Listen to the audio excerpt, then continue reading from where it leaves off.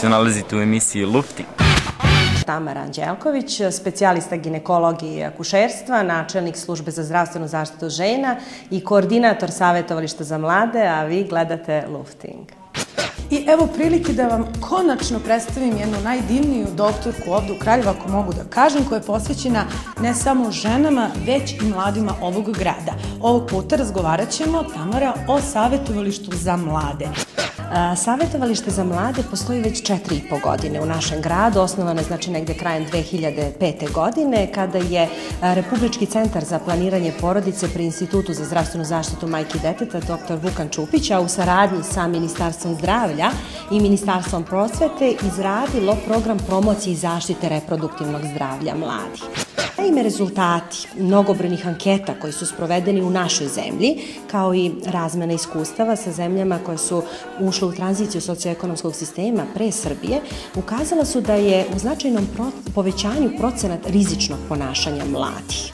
Kad kažem rizično ponašanje mladih, mislim na pušenje cigareta, upotrebu alkohola, rano stupanje u seksualne odnose, prekide, rane neželjene trudnoće, polno prenosive infekcije i sl.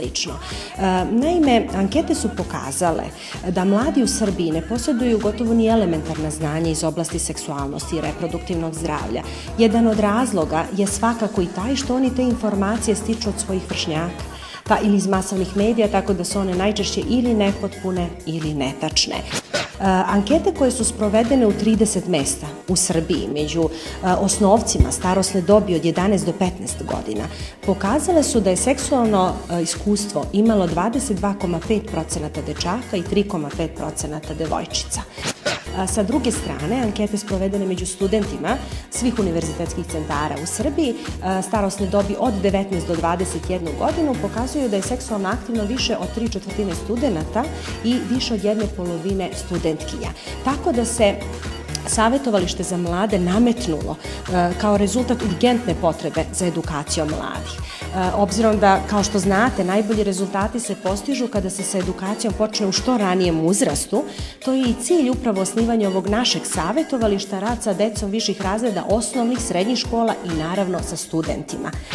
U našem savjetovalištu za mlade mogu se informisati o onim temama koje su za njih onako najinteresantnije, a to su zaštita od neželjene trudnoće i posljedica koje ona sobom nosi, zaštita od polno prenosivih infekcija, o šta su to zdravi i koji su to zdravi stilovi života, o pravilnoj ishrani, rastu, razvoju, sazrevanju, prevazilaženju konflikata u porodici, u društvu, u školi, o prepoznavanju rizičnih oblika ponašanja. Iz tog razloga je koncipirano tako da se rad savjetovališta za mlade odvija trojako. Po principu individualno savjetodavnog rada, to je, kako bi mladi voleli da kažu, razgovor u 4 oka. Zatim grupni rad po principima radioničarskog rada i tribine po škola. Interni tim savjetovališta za mlade sačinjava ginekolog, pedijatar, psiholog, socijalni radnik i viša medicinska sestra. Od ove godine našem internom timu priključio se i dr. Peđa Nikolić, koji je održavao i omogućio nam da održavamo radionice na temu prevencije infekcije HIV-om. Obzirom da su nam neki podaci ukazali i da je više nego očigledno da mladi znatno lakše uspostavljaju komunikaciju i usvajaju znanja od svojih vršnjaka, to je bio jedan od razloga da naše savjetovalište obogatimo jednim eksternim timom. To su vršnjački edukatori, učenice Srednje medicinske škole iz Kraljeva. Evo, od ove godine imamo 2 nove učenice, one su 2. godina Srednje medicinske škole, koje redovno dolaze na edukacije za vršnjačke edukatore.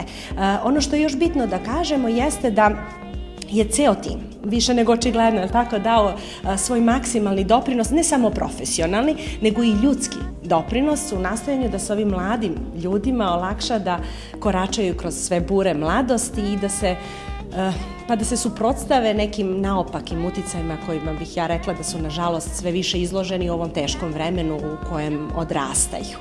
Podaci su zaista takvi da možemo samo da se pohvalimo i na njih smo jako ponosni. Zahvaljujući velikoj energiji i neiscrpnom entuzijazmu svih zaposlenih, uspeli smo da za ove 4,5 godine naše savjetovalište poseti preko 7600 mladih sugrađana, a samo za ova 4 meseca ove godine 1109 sugrađana. Dakle, ove godine smo pokazali da uvek može i više i bolje.